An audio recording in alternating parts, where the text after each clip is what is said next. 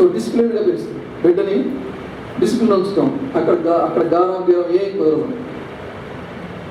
ఒక క్రమశిక్షణగా పెంచుతాం అనేది 15 16 దాటిన తర్వాత మిత్రుడు ఒక స్నేహితుడిగా బిడ్డని పెంచడం, బిడ్డని స్నేహితుడిగా చూస్తాం. 16 సంవత్సరాలు దాటిన తర్వాత మీరు ఏ పిచ్చాశాలు వేసినా ఆవిడ అరగంటగా వైరింటికి అయిపోయి పరవశులు అయిపోతాడు. సో అప్పటికే వినడం ఈ మాట. అందుకే 16 దాటిన తర్వాత బిడ్డని స్నేహితుడిగా నిదానికి నచ్చచెప్పుకోవాలి. అటు కాదు నాన్న ఇది, ఇటు కాదు నాన్న అట్లా, అది కాదు ఇది చేయకూడదు, అది చేయకూడదు. దండిస్తే అక్కడ దండోపాయం ఉపయోగపడదు 16 దాటిన తర్వాత. బిడ్డలకి చెడు మార్గానికి పోతే వాళ్ళని మణించాల్సిన బాధ్యత తల్లిదండ్రులు లేదు. బిడ్డలకి మంచి విద్య, మంచి సంస్కారం, మంచి సేవ నేర్పాల్సిన తల్లిదండ్రుల బాధ్యత. బిడ్డల్ని ఏదో ఒక వృత్తి నైపుణ్యత నేర్పించాల్సింది తల్లిదండ్రుల బాధ్యత.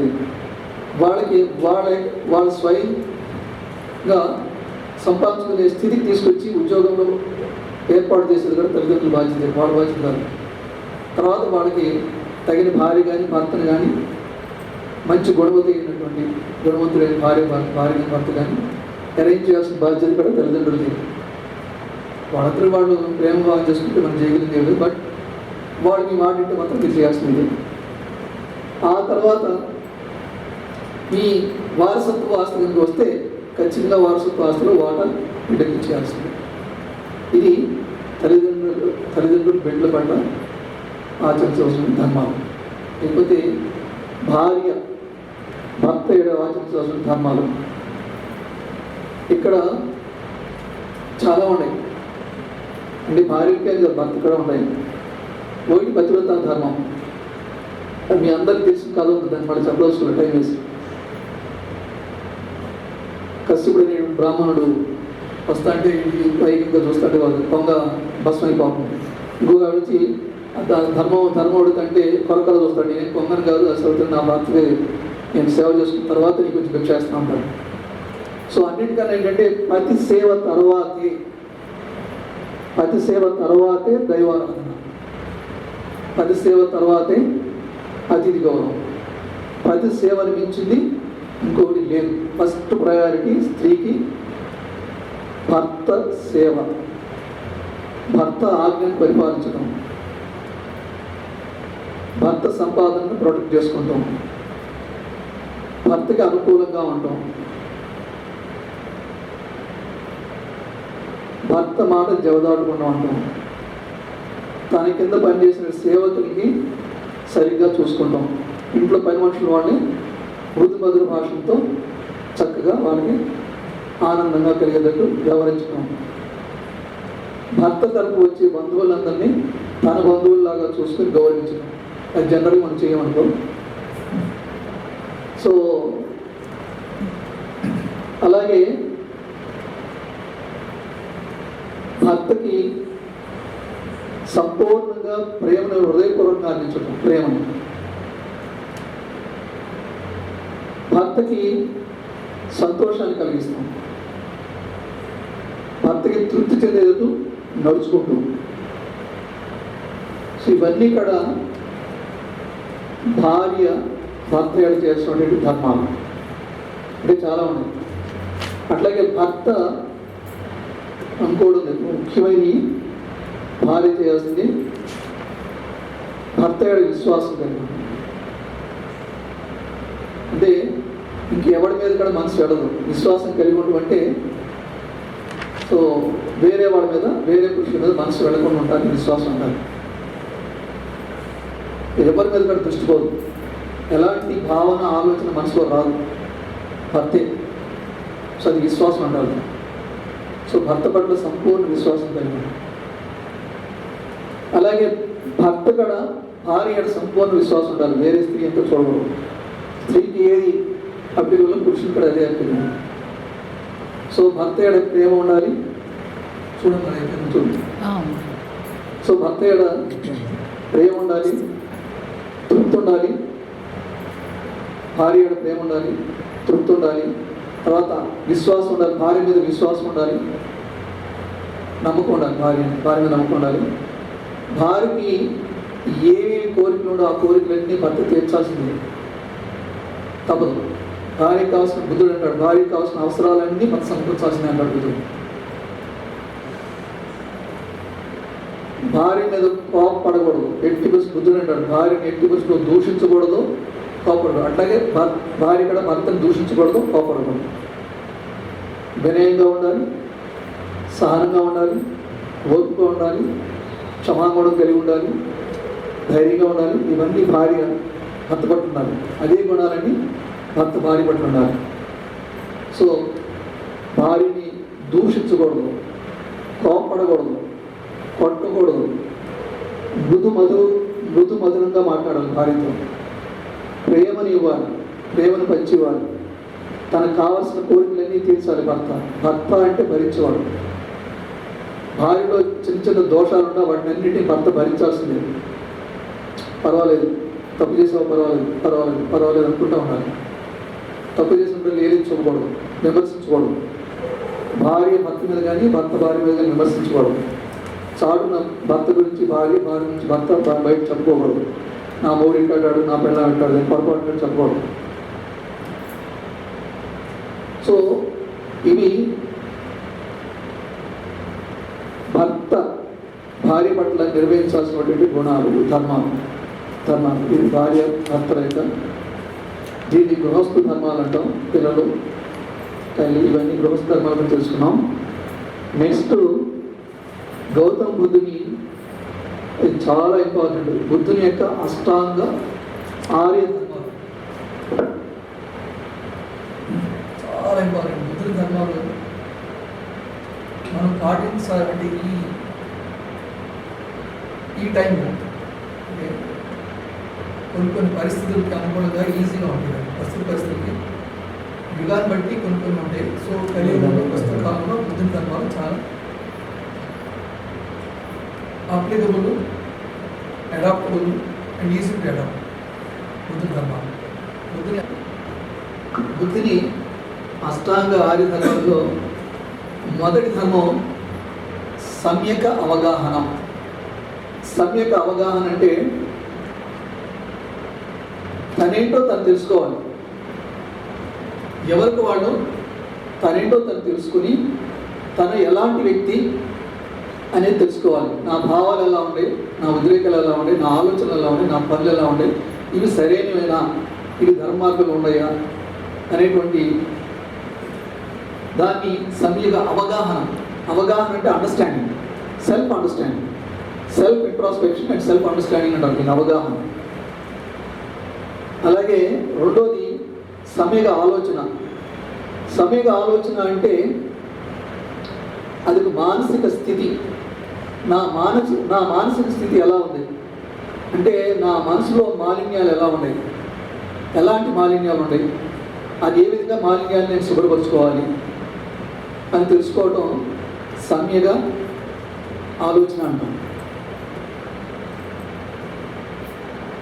అంటే ఒక్క ఆలోచన ప్రపంచాన్ని మార్చేస్తుంది. నేను చాలా కాలం I want to complete it within 1 hour. So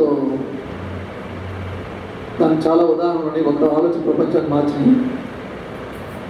ఆలోచనలు చెడు అయితే కిందకి పడిపోతాం, కింద 3 లోకాలకు వెళ్ళిపోతాం. ఆలోచన మంచిదైతే పై 3 లోకాలకు వెళ్తాం. కాబట్టి ఒక ఆలోచనే మనని కిందకి పడేస్తాం కానీ పైకి తీసుకెళ్తానే ఉండదు.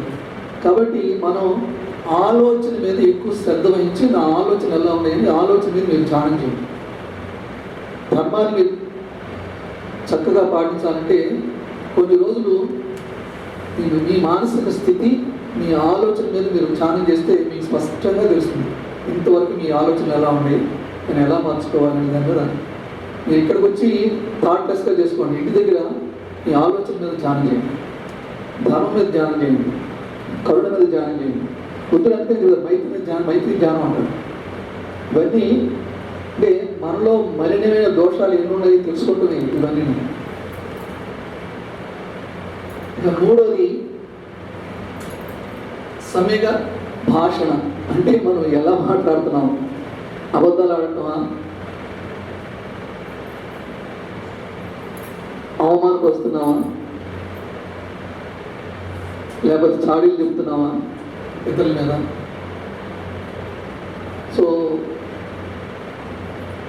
ఇవన్నీ కూడా సమీక భాషణ అంటే అసత్యం ఆడకూడదు, సత్యమే పలకాలి, ఎవరిని అవమానించకూడదు, క్షమించమని అడిగినప్పుడు క్షమించాలి, ఎవరిని విమర్శించకూడదు, ఎవరిని అవమానించకూడదు, ఎవరిని ఎగతాళి చేయకూడదు, ఎవరిని అసహించుకోకూడదు, ఎవరి మీద ద్వేషం చూపకూడదు, ఎవరి మీద క్రోధం చూపకూడదు. ఆ క్రోధం అనేది అనేక రకాలుగా ఉంటుంది, బాడీ లాంగ్వేజ్ కూడా ఉంటుంది. సో కళ్ళెరగా చూస్తాం, ఏ విధంగా చూడకూడదు. ఇవన్నీ కూడా సమీక భాషణ అంటాడు బుద్ధుడు. తర్వాత సమీక జీవనం, సమీక చర్య. సమీక చర్యలు ముఖ్యంగా బుద్ధుడు చెప్పేది మూడే మూడు: చంపకూడదు, దొంగతనం చేయకూడదు, వ్యభిచారం చేయకూడదు. ఈ మూడింటి మాత్రం సమీక చర్య అంటాడు బుద్ధుడు. ఇది కాక సమీక జీవనం నెక్స్ట్ బుద్ధుడు చెప్పే దాంట్లో. ఆ సమీక జీవనం ఏం చెప్తా అంటే 5 చెప్తాడు అందులో. ఒకటి, నువ్వు ఎలా బ్రతుకుతున్నావు.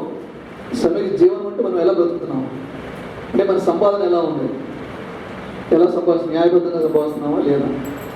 సో ఈ ఐదు వ్యాపారాలని బుద్ధుడు నిషేధించాడు. ఆ 5 చేయకుండా ఉంటే సమీక జీవనం చేసినట్టే అన్నాడు బుద్ధుడు. సో ఆ సమీక జీవనం ఏంటంటే మాంసం వ్యాపారం చేయకూడదు, మనుషుల వ్యాపారం చేయకూడదు, మనుషులు అమ్మటం కానీ కొనటం కానీ, మాంసం మనుషులు. తర్వాత ఆయుధాల వ్యాపారం చేయకూడదు, మత్తు పానీయాల వ్యాపారం చేయకూడదు, విష పదార్థాల అమ్మకం చేయకూడదు. ఈ 5 సో ఈ 5 ఆయన సమీక జీవనం. 5 చేయకుండా ఉంటే సమీక జీవనం కింద లెక్క అన్నాడు. ఇవి చేయకూడదు అంటే చేయకూడదు అంటే వీటి ద్వారా వచ్చిన ధనాన్ని, ధన సంపాదన వీటి ద్వారా చేయకూడదు అనే ఉద్దేశం.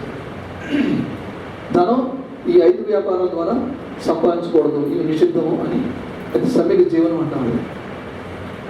అలాగే సమీక సాధన.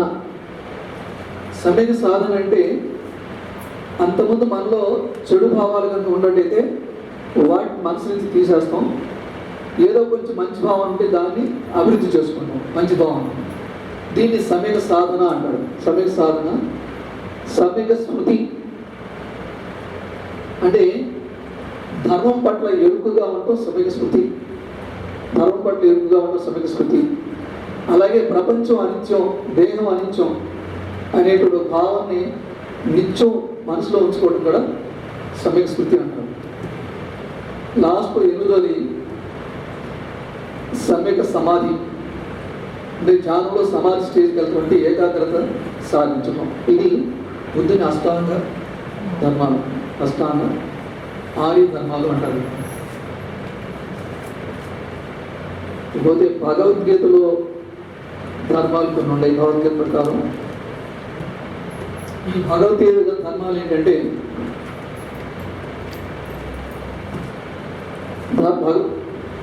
సాక్షాత్ కృష్ణ భగవాన్ చెప్పేది, నేను లాస్ట్ క్లాస్లో కూడా చెప్పాను ఆల్రెడీ. కృష్ణ భగవాన్ చెప్పేది ఏంటంటే ధర్మం ఒక భూలోకమే కాదు, అన్ని లోకాలను అంతరిక్షంలో కూడా ధర్మం ఉంటుంది. అది మనల్ని వెన్నట్టు వస్తుంది. మీరు అధర్మం చేస్తే ఏ లోకంలో పనిష్మెంట్, ఈ లోకంలో ప్లస్ పై లోకంలో పనిష్మెంట్ తప్పదు. ధర్మం ఆధారంగానే అన్ని గ్రహాలు సంచరిస్తున్నాయి. భగవద్గీత శ్రీకృష్ణ భగవానుడిపై ధర్మం ఆధారంగానే సూర్యచంద్రులు సంచరిస్తున్నారు. ధర్మం ఆధారంగానే పంచభూతాలు అవి వెలుస్తున్నాయి, మనలో ఉంటాయి. అన్ని కాలాల్లోనూ ధర్మం ఒకటి, కాలం బట్టి ధర్మం మారదు. ధర్మం అన్ని కాలాల్లోనూ ఒకటి, ధర్మం అనేది. అయితే ఇక్కడ శ్రీకృష్ణ భగవాన్ ఏంటంటే వర్ణ సంకరం ఆదతాయి గురించి చెప్తాడు. వర్ణ సంకరం అంటే ఉత్తమ జాతి స్త్రీలు అధమ జాతి పురుషులను కనుక వివాహం ఆడితే వర్ణ సంకరం అవుతుంది. ఆ వర్ణ సంకరం వలన వచ్చేటువంటి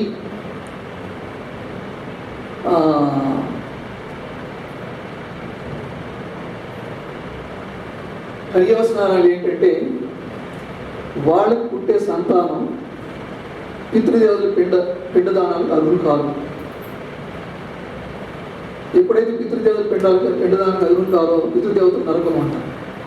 అది శ్రీకృష్ణ భగవానుడు వర్ణ సంకరం మంచిది కాదు అని.